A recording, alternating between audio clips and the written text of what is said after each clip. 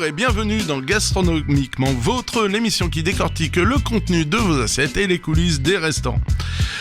Aujourd'hui avec Henri, on a décidé de vous parler littérature, livres, répertoire, magazine, voire même site internet, parce que maintenant c'est un peu nos références et voilà quoi. Bonjour Henri. Salut Michel. Toi, t'en penses quoi des livres de cuisine ? J'en pense que c'est un sujet intéressant. T'as vu qu'il y en a, c'est incroyable. Moi, je suis passé récemment à la Librairie Gourmande, qui est une adresse à Paris, qui, comme son nom l'indique, une adresse vraiment spécialisée dans tous les livres de cuisine.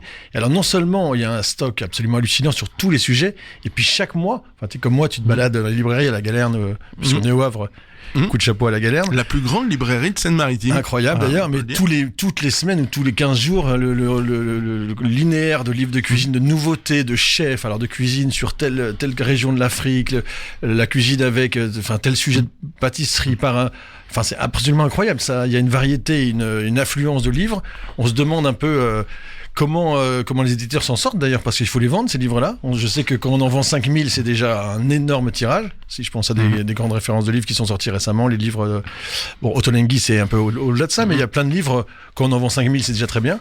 Et donc je me dis, est-ce que tous ces livres vont continuer comme ça à proliférer, et qui sont les autres, qui sont les destinataires de ça, parce que finalement les gens ont beaucoup de livres de cuisine, ils les regardent pas beaucoup. T'as remarqué que les livres de cuisine, souvent les gens les ont, et ils les ouvrent pas. Ils demandent la recette qu'ils ont déjà chez eux. Ou alors ils vont sur internet. Moi je suis le premier. J'ai une belle collection de livres. Et c'est vrai que spontanément on va vite sur regarder moi, des moi c'est pour rappel, mais quand tu veux une recette spécifique, t'es quand même obligé d'aller chercher dans un bouquin. Et ça devient même des livres d'histoire, de l'histoire avec un grand H. Oui, c'est ça. Alors moi je me suis demandé un peu ce que c'était qu'un livre de cuisine aujourd'hui. Alors c'est pas forcément un livre de recettes, parce que il y a d'autres choses à voir. C'est pas seulement un livre de gastronomie. Il y a des livres de street food, il y a des livres tu peux tout savoir sur les beignets, sur les churros, sur la cuisine. Enfin, c'est absolument incroyable. Tout existe en livre de cuisine. On voit des produits, on voit des personnages. Mais je me suis dit peut-être que le livre de cuisine, c'est le livre qu'on a dans la cuisine. Tu sais, le livre, pas le beau livre qui traîne sur la table du salon parce que c'est magnifique. Il y a des photos pleines pages de New York avec des baraques à hot dog, mais c'est juste pour l'amusement. C'est vraiment le livre. Est-ce que tu avais ça, toi? Tu sais, le livre écrit par ta grand-mère, écrit à la main, avec le clafoutis. Je te jure, j'ai toutes les recettes de mon cher papa. Ma grand-mère, elle m'a pas laissé malheureusement d'écrit, ma maman non plus. Par contre, j'ai tous les répertoires de pâtisserie de mon père, toutes ces fiches techniques. C'est ça dont tu te sers. Entre autres, j'ai un livre ma tante m'avait offert qui était blanc. Et c'était marqué le plus grand livre de cuisine de l'histoire, et c'est moi qui le remplis en fait, au fur et à mesure que je collecte des recettes, ou comme pense-bête pour les quantités, tu vois, des petites choses comme ça. Ça me fait penser à ce que je racontais l'autre jour à Mathieu dans la tartine de beurre, le livre les mémoires de Eric Satie, ses mémoires d'Anne Amzézik, et ses 50 pages en blanc. Non mais voilà, c'est génial, j'aime beaucoup le concept. Et après, tu disais, le livre qui est un peu, que j'utilise le plus bizarrement, c'est celui de l'école, c'est le Vincent. Celui qu'on te fournit à l'école. Le livre de référence du CAP, là. Ouais, voilà, c'est un livre essentiel. Ouais. Qui est essentiel parce qu'il y a toutes les bases et les techniques de découpe, de nettoyage, etc. Alors c'est plutôt pour les pros comme toi ou moi en cuisine, parce que c'est pas très, comment dire, c'est un petit peu austère, on va dire. Ah oui, c'est complètement technique. Puis les fiches techniques, t'as vu, c'est marqué 15 millilitres. C'est vraiment un livre pour nous, pour les pros. Après, moi, je pense que pour c'est très bête ce que je vais dire, mais je vais te parler d'un livre qui a été dans toutes les demeures françaises jusqu'à en vendre 6 millions d'exemplaires depuis 1932. C'est le Ginette Mathieu, tu sais, le Je sais cuisiner, qui est un livre que tu voyais. Et en fait, je l'ai refeuilleté. C'est marrant, j'en parlais encore avec Maxime Vadblé, dont j'ai fait un portrait là. C'est avec ça qu'il a appris. Et en fait, c'est 1400 recettes qui vont de la pâte à choux, des recettes de base, la béarnaise, la pâte à choux, la choron, et puis le lapin au pruneau, les lasagnes et la bolognaise. Des recettes très classiques, mais qui sont faites avec vraiment beaucoup de sérieux. Aussi bien pâtisserie, entrée, hors d'œuvre. Et tu l'as en livre de poche, ça vaut 5 €. Et j'allais dire que ça, pour s'en servir, c'est peut-être mieux que tous les livres de cuisine réunis. Enfin, il y en a peut-être d'autres, mais tu sais, un livre vraiment dont tu te sers. T'en as besoin d'un, donc tu l'ouvres à la page gratin dauphinois et t'as tout. Moi, j'ai même mes marque-pages. J'ai mes marque-pages. Et je repensais, t'as le répertoire Enfin, je sais pas si tu l'as eu, toi. Le Gringoire et Saunier. Ouais, le Gringoire et Saunier. Oui, ça c'est vraiment les garnitures d'appellation. Ouais, là aussi, on est dans le technique les appellations. aussi, ouais, mais c'est technique. Mais des fois, quand j'hésite, je remets le nez dedans. Oui. Alors, le Gringoire et Saunier, pour ceux qui connaissent pas ça, c'est un livre de cuisinier aussi, où il y a même pas d'image, il y a rien à colorier dedans. C'est juste, on sait que l'appellation grenobloise, c'est croûtons, capre, persil, etc. Enfin, c'est vraiment un répertoire d'appellations, c'est très précis. Il n'y a pas de quantité, il n'y a rien du tout. Non, c'est vraiment pour les cuisiniers qui veulent rester dans la lignée d'Escoffier. Voilà. Dans vraiment les grandes recettes classiques. Mais c'est vrai qu'aujourd'hui, moi, par exemple, je conseillerais plutôt, enfin, c'est pas que je conseillerais, mais c'est vrai qu'avec YouTube, tu as maintenant des contenus. Alors, il faut faire le tri, mais tu as des contenus de très haute qualité pour apprendre la cuisine, vraiment avec. Je vais t'en citer 3 que j'ai relevés là, si tu veux bien. Le Centre européen de formation, où là, tu as carrément les vidéos, les tutos CAP. Donc là, c'est des formateurs qui vont te dire exactement donc, au carré, comme tu l'aurais à l'école. Donc c'est filmé, il n'y a pas de tralala. Et on est vraiment dans les recettes de CAP. Ça, c'est le Centre européen de formation. Vous tapez ça sur Google, sur YouTube, vous aurez ça. Chez Jigme aussi, je sais pas si tu connais ce mec-là. Non, du tout. Qui doit avoir 700 000 followers sur YouTube, qui est un type qui fait des recettes très classiques aussi, très bien. Parfois un peu plus cuisine du quotidien, mais il sait aussi toutes les grandes recettes de base, et c'est extrêmement sérieux et très très qualitatif. Jigme, ça s'écrit Jigme. Lui, vous pouvez le suivre. Et puis French Cooking Academy, ça c'est un Français qui est en Australie. Alors il parle en anglais, mais avec un accent à couper au couteau, donc même si vous avez été très mauvais à l'école en anglais, vous pouvez le comprendre parce qu'il parle comme inspecteur Clouseau, tu vois. But alors you are French. Il parle en anglais, mais voilà, c'est très facile à comprendre, et c'est là, on est quasiment dans le truc Escoffier, avec les appareils de base, les pâtes à choux, enfin vraiment tout ce qu'il faut savoir en classique de chez Classique. French Cooking Academy, vraiment, ça fait 3 sites que je conseille vraiment, où tu peux apprendre, non pas, vraiment la vraie cuisine avec des vraies recettes. Toi, tu dois avoir les tiens aussi, tes sites. Oui, site internet, oui, j'en ai quelques-uns. Là, dans les derniers, sur TikTok, j'ai trouvé une demoiselle qui a un langage de chartier, et du coup, j'adore. C'est La Grande Bouffe. Voilà, ça va vite. En 30 secondes, elle t'explique une recette de chou-fleur cuit au four. Là, c'est marrant, mais c'est sérieux quand même. Ah ouais, c'est bien, c'est hyper bien fait, et on pressent que c'est une pro de la cuisine derrière quand même, parce qu'il y a des gestes et du vocabulaire qui transpire, qui a l'air bien professionnel. Donc ouais, et en plus je me fends la gueule en regardant ça, quoi. Et ça me permet c'est ludique. Ce dont je te parlais, parce que je me fais pas chier à cuire ça pendant 7 heures, boum boum boum, un coup dans l'eau. On porte à ébullition, et voilà, et ça va vite, et c'est rigolo, quoi. Alors, petite précision, Michel, toi, tu peux t'amuser avec ça et savoir ce qu'il faut faire parce que t'as les grosses bases. Oui. Tu vois ce que je veux dire? Mais ce que je veux dire, c'est abordable, c'est rigolo. Mais parce que t'as quand même un background, tu sais cuisiner. Moi, ce que je te citais avant, c'est quand même pour des gens je pense qu'il vaut mieux commencer par des choses peut-être un peu plus cadrées pour pouvoir aller vers des choses un peu plus délirantes, tu vois, mais en sachant comment faire vraiment au fond. Un que j'aime beaucoup, c'est le barbecue de Rafa. Rafa, parce qu'il explique tout sur les barbecues, les fumaisons, les techniques, cuisson directe. Hyper carré. C'est un bon gaillard, donc c'est plaisant. J'aime bien le timbre de sa voix. Voilà, il y a des trucs. C'est dans les références que j'aime beaucoup. J'en ai d'autres. Chef Simon, on l'a déjà cité. Chef Michel Dumas, le Québécois par excellence, franco-québécois par excellence. Lui qui a eu son heure de gloire. Voilà. Non mais c'est le côté kitsch. Voilà, le côté kitsch avec des recettes dont certaines sont. J'ai bien rodé Michel Dumas comme beaucoup. C'est très drôle avec tourne, petit couteau vert, etc. Certaines recettes sont très très bien, et d'autres, dès que ça touche les cuisines du monde, il est un peu resté bloqué en 1980. Il y a des côtés avec des currys avec des grosses sauces. Ce que je t'ai dit, c'est rétro, c'est kitsch. On peut trouver un peu plus actuel, mais c'est marrant. Dans les bouquins, il y en a quand même d'autres que je voudrais citer. Il y a le Larousse gastronomique que on m'a offert après mes examens, qui est topissime. Voilà, il y a tout. Le terroir, la planche de découpe de tous les animaux français de Navarre, les variétés de radis, enfin voilà, on retrouve tout. Dans ce genre de livre un peu de référentiel. Il y a Ferrandi aussi qui fait des livres de cuisine. Ferrandi, où la grande école. Voilà, vous aurez des grandes recettes très classiques. Il y a Ducasse qui fait aussi des livres de cuisine extrêmement précis. Il y a les encyclopédies de la cuisine. Il y a tout ce aussi. On peut avoir toute ce savoir-là. Après, j'avoue, moi, c'est des bouquins du terroir. C'est-à-dire, quand je me balade dans le Gers, la cuisine du Gers par... Ouais. Tu vois... Par hasard, le Gers ou le Périgord. Ouais, voilà, c'est ça. Non, même, tu m'as offert gentiment un livre sur la Normandie et j'apprécie beaucoup. Voilà, c'est le genre de bouquin que j'affectionne parce que tu retrouves des vieilles recettes qui sont plus d'actualité, tu peux les remettre en avant, tu peux retrouver des références pour faire un flan normand, vraiment... Ou des harengs, ou des maquereaux, voilà, des choses rigolotes. Des petites soupes de poisson. Ouais. Et pour ma part, moi, il y a un livre qui m'a influencé énormément. C'était le manifeste pour une cuisine responsable par Chef Simon, qu'on a déjà interviewé, et nous avons la chance de l'avoir au téléphone. Bonjour Bertrand.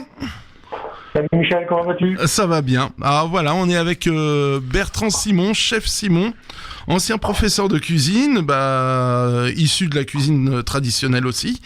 Aujourd'hui à la retraite, ça va, ça se passe bien ? Alors, comme je dis à chaque fois qu'on me pose la question, je conseille à tout le monde. Tu conseilles à tout le monde. C'est un bon plan, la retraite, alors. Et quand on a la chance, on va pas rentrer dans les domaines sensibles, mais oui, c'est bien. C'est bien. Je dis bien, en tout cas. Voilà. Merci. Vous allez bientôt fêter les 25 ans de votre site internet, chefsimon.com. Voilà, on rentre dans la 25e année, là. Donc, on avait démarré en 2000. Et voilà, le calcul se fait rapidement.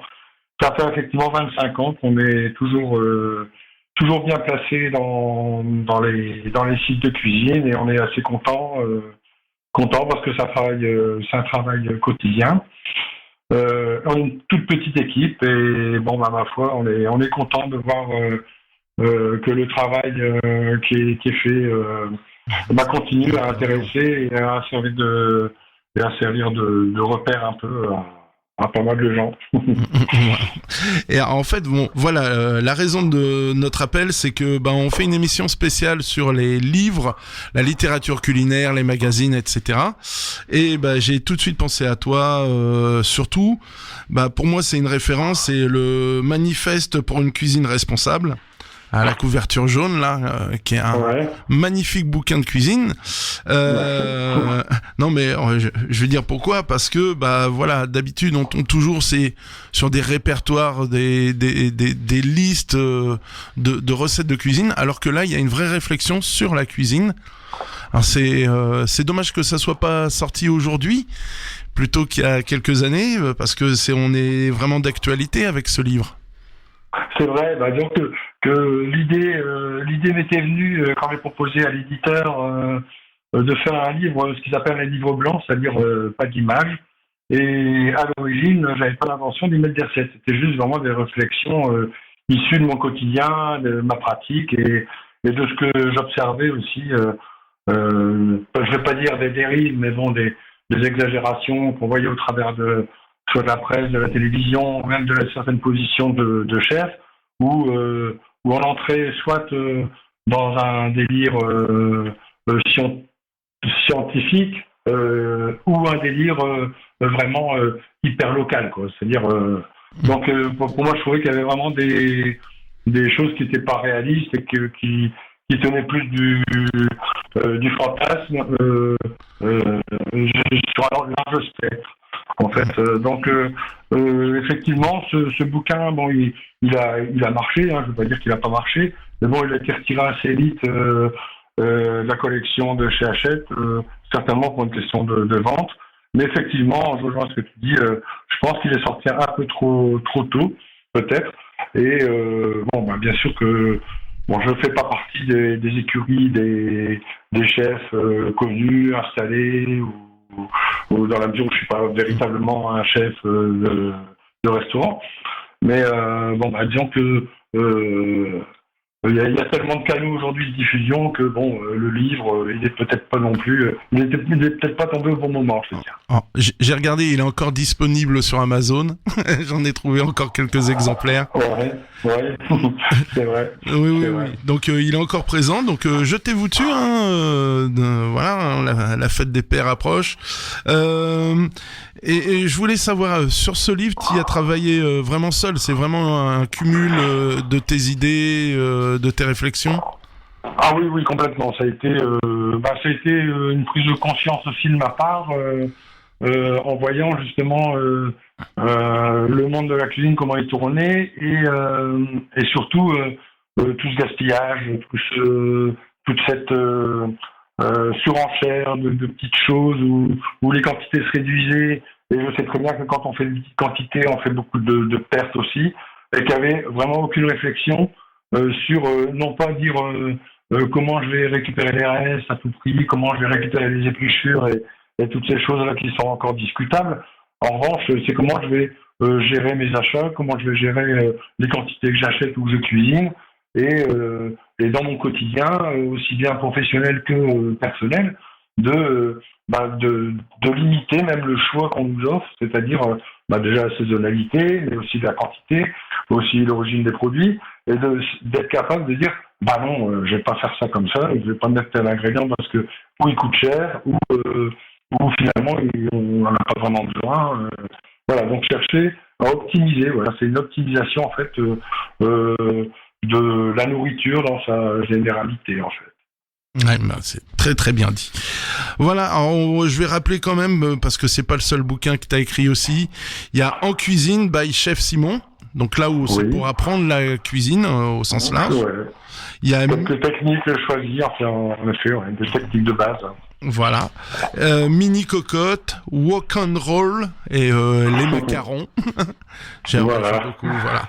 Donc allez chercher les livres de Chef Simon, je vous promets, c'est du plaisir, c'est un grand régal. Merci beaucoup Bertrand. Merci beaucoup Michel et merci à ton équipe et écoutez, à bientôt et j'espère t'entendre un de ces jours. Oui, allez, bonne journée. Gros bisous, bye. Au revoir. Bisous. Voilà, mon mentor, mon gourou, un gentil anarchiste des fourneaux, c'est comme ça que je définis. Oui, moi j'avais son premier livre là en cuisine avec Chef Simon qui est très sérieux aussi. C'est pareil un peu avec des côtés marrants, la musique, les accords musicaux, mais quand même on sent que le cuisinier qui connaît les vraies recettes dans les règles de l'art, les vrais tournements. Il a été, je crois, professeur en lycée hôtelier. Ah oui, c'est ça. Voilà. Donc on voit le côté très sérieux aussi. Bon, on va s'écouter, on va se faire une petite pause musicale et on va s'écouter des artistes locaux. On va s'écouter Find the Sunset for Monkeys.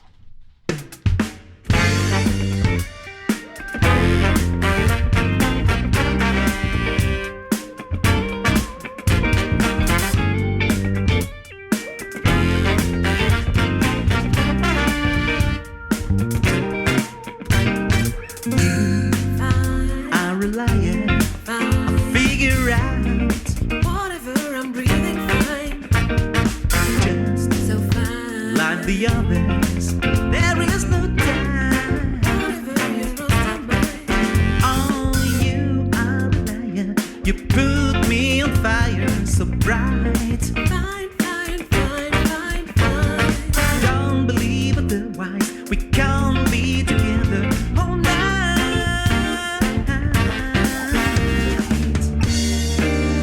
No one fits like I do. No one.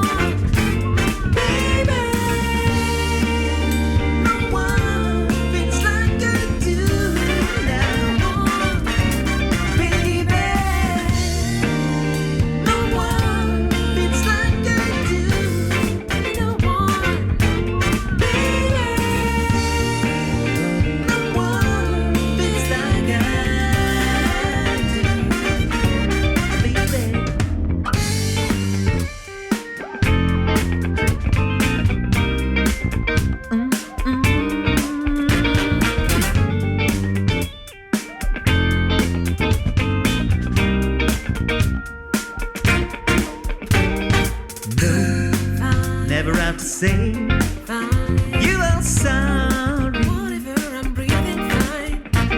But prove it 100 times if you want me, baby. 'Cause you're my desire, always on fire, and you're fine. Please hold me in your arms, hold me in your arms, hold me.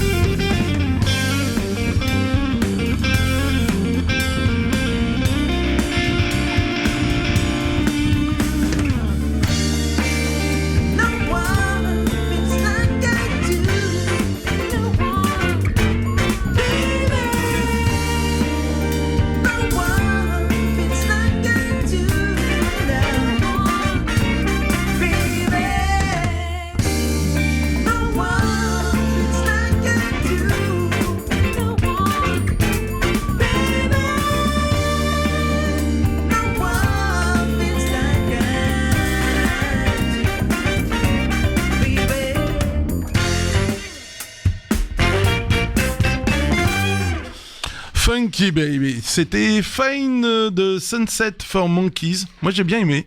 J'ai découvert ça au bistrot, tu sais, pas trop loin. Pas très loin. Moi, je vais pas dans les bars. Moi, je sais pas de quoi tu parles. Ah, voilà. Bon. Dans les endroits plus sélects quand même, les librairies où trouver des magazines, et vous en trouverez plein. C'est une dinguerie. Il y a ceux qui sont là depuis très très longtemps, genre Cuisine Actuelle, Elle à table, Madame Figaro Magazine, etc. Enfin, ça, c'est les grands classiques du magazine, très féminin, hein, pour la plupart. Hein. Prima, Maxi, t'avais toujours les fiches recettes là-dedans. Et t'expliquait comment on perd 10 kilos en bouffant du concombre et après on regagner les 20 en bouffant une mousse au chocolat. Enfin bon, en gros c'est ça. Mais t'en as aussi qui sont issus de la télévision. Je pense les petits plats de Laurent Mariotte. Laurent Mariotte, ouais. C'est meilleur quand c'est bon. Oui, ça c'est un nouveau Emmanuel aussi. Ouais, Emmanuel Jarry. Emmanuel Jarry, journaliste avant tout, critique gastronomique. Enfin voilà, il y a les gens de la télé aussi qui ont fait leurs bouquins de recettes. Il y a eu aussi des grands auteurs. Hein. Victor Hugo a écrit sur la cuisine. Oh, mais là c'est pas des magazines là. Non, mais si. Enfin ouais, non. Là c'était un bouquin, c'était un livre, c'était un dictionnaire. C'était un dictionnaire culinaire. Il y a Alexandre Dumas aussi, c'est pas très sérieux. Ça existe aussi. Et il y a tous ceux, on en a un petit peu parlé, issus d'internet. Donc le barbecue de Rafa, que j'ai cité tout à l'heure. Il y a Gastrono Geek. Ouais. C'est Thibaut Villanova. J'ai 2 bouquins à lui, moi j'adore. Ouais. Ça c'est assez marrant. C'est assez délirant, ouais. Moi je t'avoue, je suis, c'est ce que je disais tout à l'heure sur les livres, c'est qu'il y a une telle profusion. Enfin, tu vas dans un magasin de la presse, tu as un linéaire de. Ah, les magazines. Et puis ça tourne, honnêtement, ça tourne un petit peu en rond parce que tous les mois avec 30 titres. Alors en ce moment au printemps, c'est les petits pois. Et l'asperge. Puis, l'asperge. Il y a l'asperge. Et puis après, on va dire les meilleures recettes de plancha. Et puis après, ça va être les salades de fruits. Et puis tu vois ce que je veux dire, c'est l'été, donc resserrez vos maillots. Et puis on fait des grandes tablées tomates mozza. Enfin, bon bref, donc non, par contre, je voulais quand même signaler une revue que j'aime beaucoup, qu'on trouve pas forcément en kiosque, qu'on trouve plutôt chez nos amis cavistes. Je vais pas citer lequel parce que tu vas dire que j'ai des actions dans la maison, mais ça s'appelle Le Rouge et le Blanc et c'est un magazine, c'est un journal, un magazine on va dire, très sérieux, sans aucune publicité, c'est important de le dire, donc pas du tout susceptible d'être qu'on puisse penser qu'il soit acheté par les industriels du vin ou autre. C'est vraiment un magazine indépendant, sans aucune publicité, où on trouve des dossiers de fond sur certains terroirs. On peut avoir le Chablisien, on peut avoir le Minervois, des vraies dégustations avec un panel de dégustateurs où ils vont te comparer les 5, 8, 10 domaines en vogue avec des notes d'éducation très sérieuses. C'est pas un magazine funky, c'est pas un magazine qui cherche à vendre, ça c'est un petit tirage. Encore une fois, on le trouve chez les bons cavistes, Le Rouge et le Blanc. Mais si vous êtes amateur de vin, c'est vraiment le meilleur magazine que vous pouvez se trouver là-dessus et c'est le plus sérieux. Alors du coup, ça me faisait penser à un magazine. C'est Beer Stewed. C'est pareil, ça répertorie la bière et là c'est chouette. J'en reviens donc, ces gens qui sont sur internet qui font des magazines de cuisine par la suite, t'as Marmiton, la cuisine de A à Z, 750 grammes, tout ça maintenant on les retrouve en format papier. Voilà, il y en a plein d'autres et comme tu dis, c'est une dinguerie, hein, c'est sur tous les formats non, c'est toi qui dis dinguerie. Moi, j'utilise pas des mots de jeunes comme ça. Moi, je suis vieux, moi, Michel, donc je dis folie peut-être. Ah, c'est pas ton banger. Enfin bon, bref. Enfin voilà. Et il y en a d'autres encore issus des fous bien pensants. Je pense à Arthur et Vincent. Ah, de magazine Gueuleton. Voilà, Gueuleton. Et grâce à toi, Henri, quand même, on a la chance d'avoir le rédacteur en chef au téléphone. Eh ben oui, notre ami Romain Benita qui va nous parler un peu de ce magazine des bons vivants, Gueuleton.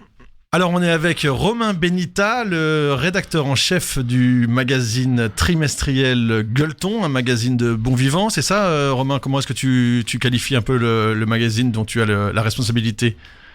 Bonjour à tous. Oui, ça me paraît être une assez bonne définition. D'accord. Et ça fait maintenant 5 ans, c'est ça que ça existe, Gueuleton? Non, on va bientôt fêter notre 4e anniversaire à la rentrée d'octobre-novembre. D'accord. Alors raconte-moi en quelques mots comment ça a été créé. C'est né par qui, par quel créateur? Est-ce que tu étais à l'origine du projet? Est-ce que tu as rejoint l'aventure? Comment ça s'est passé? Alors si on rembobine le projet, ce qui préexiste assez largement au magazine, c'est la création de Gueuleton, la marque qui a été créée par Arthur et Vincent, qui sont plutôt bien identifiés, bien connus sur les réseaux sociaux. Ouais. Ils sont deux copains qui ont fait leurs études ensemble du côté de Bordeaux. Ouais. L'un dans l'hôtellerie-restauration et l'autre en comptabilité, mais surtout qui avaient comme loisir de réunir leurs amis pour faire des soirées étudiantes autour des bons produits du terroir, les bons liquides à partager. Et au moment où leurs études se sont terminées, ils se sont dit que c'était trop bête de rester là-dessus, et donc ils ont professionnalisé leur activité de traiteurs, restaurants, toujours autour de ces produits de bonne qualité et autour de la convivialité. Se sont fait connaître sur les réseaux sociaux, et quelques années plus tard, ils ont eu envie de créer un magazine, et ils ont fait la rencontre de Tancred de la Morinerie, qui était le directeur des rédactions de chez Reworld, je crois au cours d'une partie de chasse, si je dis pas de bêtises. Et c'est là que l'idée du magazine a pris forme, et moi je suis arrivé à ce moment-là avec Vincent Tellier, puisqu'on a été sollicité pour concevoir le magazine, et depuis je le pilote avec le plus grand plaisir. D'accord, et aujourd'hui, alors c'est un tirage de combien d'exemplaires chaque numéro ?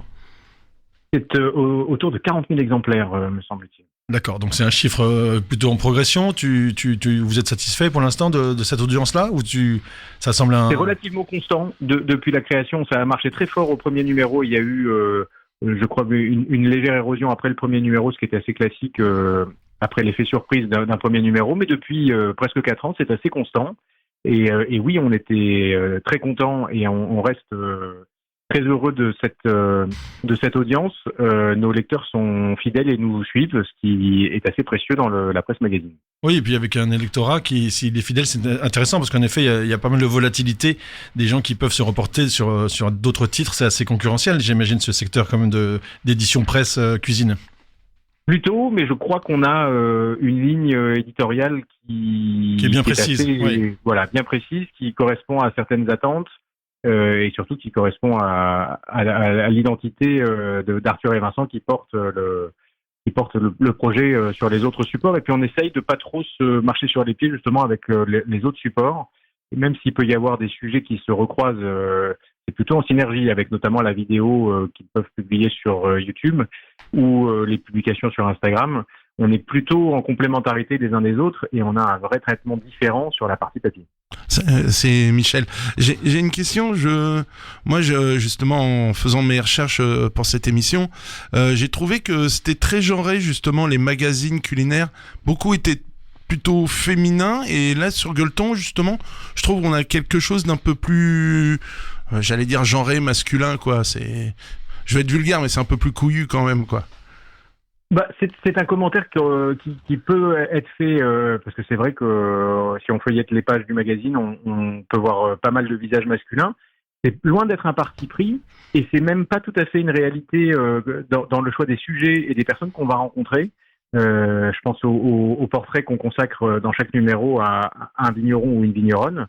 On a eu, en tout cas pendant un moment, une alternance pas vraiment définie. On avait un coup une vigneronne, un coup un vigneron, mais sur un certain nombre de profils, il y a quand même pas mal de femmes. Alors oui, c'est vrai que majoritairement, il y a quand même beaucoup de métiers qui sont assez masculins, et peut-être une surreprésentation masculine, mais c'est certainement pas un choix de notre part, et on a beaucoup de bonnes vivantes qui prennent plaisir à lire notre magazine et qui nous en font part régulièrement dans le courrier des lecteurs.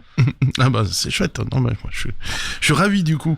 Et justement, j'ai le dernier entre les mains, hein, le numéro 15, l'art de la saucisse, tout savoir sur la star de la charcuterie, couteau de la Manche, autant en apporte le temps sur les viandes maturées, Morteau versus Montbéliard. Enfin voilà, ça c'est la page de garde. Mais qui c'est qui déniche tous ces producteurs, ces artisans, ces restaurateurs, ces mofs, parce qu'il y a plein de monde là-dedans, c'est génial. Il y a plein de monde, numéro après numéro. Il y a une base que sont les contacts et les rencontres d'Arthur et Vincent, qui passent quand même une bonne partie de leur temps à sillonner la France à la recherche et à la rencontre justement de tous ces métiers de bouche qui vont du caviste à l'éleveur, au restaurateur et autres. Et puis, il y a tous les contributeurs du magazine qui commencent à être relativement nombreux, qui sont tous des passionnés et des bons vivants de ces produits-là et de ces terroirs, et qui ont tous en plus leur ancrage géographique qui fait que on a des remontées de sujets qui viennent d'un peu partout. Et puis surtout ou aussi, chaque rencontre qu'on fait, chaque reportage qu'on fait, chaque portrait qu'on tire dans le magazine donne lieu à tout un tas de recommandations qui nous sont faites d'autres gens qui par carnet d'adresses croisés des uns des autres. C'est vrai, quand on va voir un restaurateur, il va nous parler souvent avec des mots dans la voix de ses producteurs préférés. Et quand on va rencontrer un producteur de charcuterie, il a un artisan boulanger parmi ses petits papiers. Et c'est vrai que de fil en aiguille, par ricochet, quasiment chaque sujet donne lieu à 5 nouvelles idées de sujets. Et justement, à propos de nouvelles idées, est-ce que, parce que de l'extérieur, comme ça, tu te dis pas, une fois qu'on a parlé d'un éleveur de bœufs absolument exceptionnel, d'un mec qui fait des jambons, de tourner en rond, si tu veux, de trouver toujours une nouvelle une pour le prochain numéro et pas tomber dans de la redite, parce que finalement, quand tu es dans le côté bon vivant, on parle surtout quand même de produits viande, charcuterie, enfin, les légumes en font partie, mais on va dire que c'est peut-être un petit peu moins présent. Poissons, crustacés et autres. Mais est-ce que tu as toujours la possibilité de se renouveler? Est-ce que c'est une angoisse de se dire à quel moment on va tourner en rond et on aura épuisé et écumé tous les bons producteurs de France et tous les sujets sur ce qui peut se passer dans le monde des bons vivants et de ceux qui lèvent le coude en France? Tu vois ce que je veux dire? Est-ce que tu as cette angoisse-là ou pas du tout? Ça nous a traversé l'esprit au tout départ, où on s'est dit, tel que tu viens de le formuler, est-ce qu'on va pas arriver au bout de quelque chose au bout d'un certain temps? Et finalement, je rebondis sur ce que je disais précédemment, on a tellement de nouvelles idées, de nouveaux sujets qui arrivent à chaque fois qu'on rencontre quelqu'un, que non, c'est plus du tout une crainte. Après, sur la forme, il y a des choses qui peuvent évoluer. La notion de dossier, on a dans chaque numéro un dossier central entre 15 et 20 pages consacrées à un produit. Alors, ça a été jusqu'à présent très ciblé sur un produit en particulier, mais ces focus-là peuvent très bien être demain des focus plus régionaux, sur des saisons. Enfin, on a fait un numéro spécial sur les reconversions, enfin, un dossier spécial sur les reconversions professionnelles dans les métiers de bouche, par exemple. On en a fait un autre sur les méthodes de conservation, les mises en bocaux, des choses comme ça. Enfin, des façons d'aborder ces sujets-là de manière renouvelée et j'espère tout aussi intéressante en allant rencontrer des gens nouveaux qui ont des tas de choses à nous raconter. Donc je suis vraiment pas inquiet. On a encore des tas de choses à dire et des tas de choses à partager. Bon, mais tu me vois rassuré, alors c'est bien. Non, vas-y Michel. Non, mais pour moi c'est bien, on est bien. C'était pour dire au revoir à notre ami, donc Robin Benita, rédacteur en chef du magazine Gueuleton. Qu'on peut trouver soit par abonnement, j'imagine, soit dans tous les bonnes papeteries, librairies, magasins de presse. Enfin, c'est diffusé évidemment sur le territoire entier. Oui, et dans les pays voisins également, en Belgique et en Suisse notamment. D'accord, c'est bon à savoir. On salue nos amis belges et suisses francophones, on les salue également. Et donc on retrouve dans Gueuleton des recettes, des portraits, des adresses, des sujets, des analyses. Et puis Chicandier aussi qui vient donner son billet d'humeur, je crois, dans tous les numéros. Oui, en effet, il y a une chronique de Chicandier qui nous accompagne depuis le premier sujet. Et puis au-delà des rencontres purement gastronomiques, on a aussi une façon de relier ça à des sujets plus larges avec un docteur qui a une chronique. Dans chaque numéro, il évoque un sujet relié à la santé tout en étant dans le droit fil des bons vivants, c'est-à-dire pas dogmatique et pas radical dans son approche. Ouais. Et puis on a des rubriques cinéma, bons bouquins à dévorer là aussi qui sont en rapport avec les bonnes choses à manger. Tu me le présenteras parce que docteur et bon vivant, c'est pas normalement ça va pas ensemble. Hein, mais écoute, ça va pas ensemble dans l'idée qu'on s'en fait justement un peu stéréotypé, alors que finalement les médecins de famille tels qu'ils existaient dans les campagnes et qui soignaient nos parents et nos grands-parents pouvaient tout à fait se retrouver à la fête du village attablés à côté des villageois et qui n'étaient pas forcément en train de se nourrir de pétailles de courgettes. Je suis bien d'accord, j'ai une anecdote rapidement que je vais te livrer à ce sujet, c'est mon ami Rodolphe Paquin, que tu dois connaître, le repère de cartouches.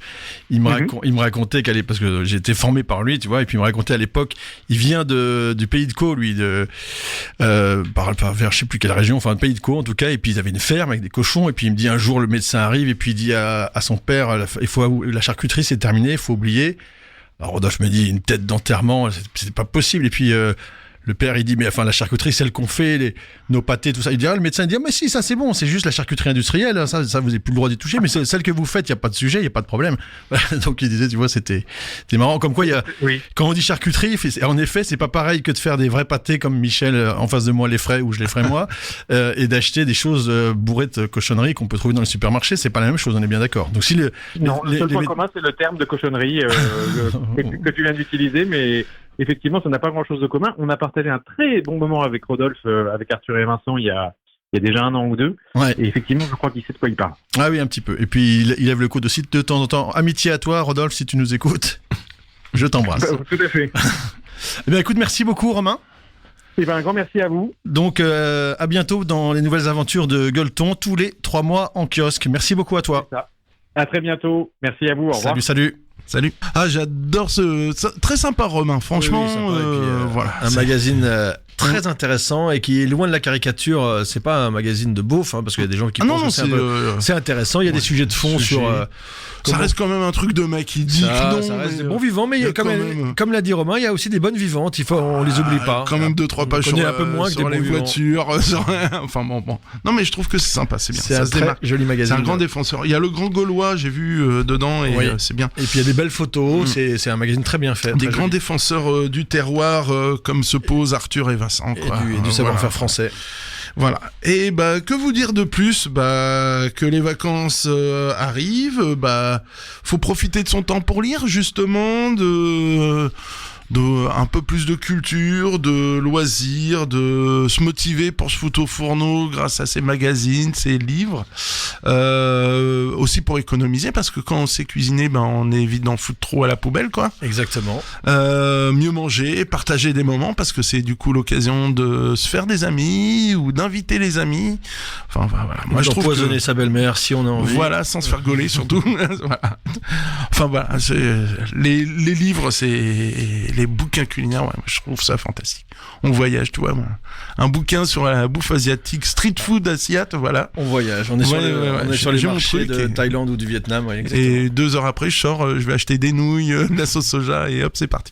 Non, voilà. Enfin voilà, c'est tout pour moi. Et toi, Henri, un petit truc là-dessus. Non, écoute, c'est tout aussi. C'était pour dire que voilà, on a aujourd'hui, vous avez plus d'excuses pour pas cuisiner, parce que c'est vrai qu'entre les comptes Instagram de grands chefs, les chaînes YouTube, les magazines, maintenant, il y a la vidéo, les livres, les vidéos.